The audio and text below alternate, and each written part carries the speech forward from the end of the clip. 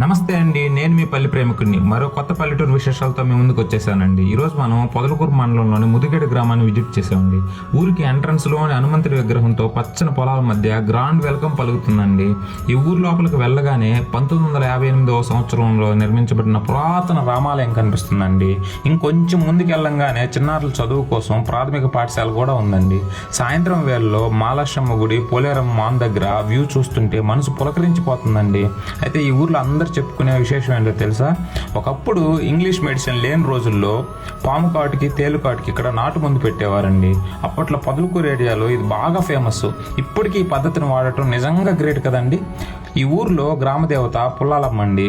ఊరు బయట పచ్చటి పొలాల మధ్య ఉంటుంది. అమ్మవారికి ప్రతి ఆదివారం ఉత్సవాలు వేటలు చాలా ఘనంగా జరుగుతాయండి.